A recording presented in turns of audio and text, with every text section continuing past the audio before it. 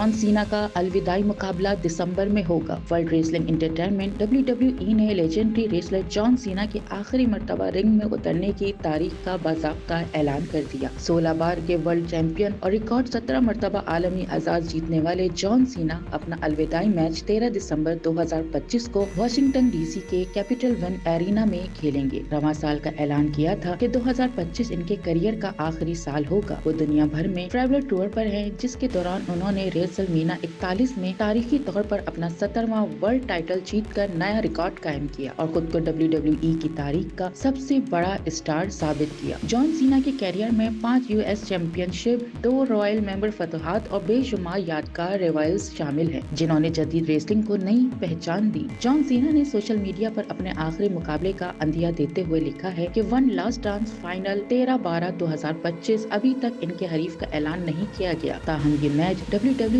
की तारीख के सबसे जज्बाती और यादगार मुकाबलों में शामिल होगा।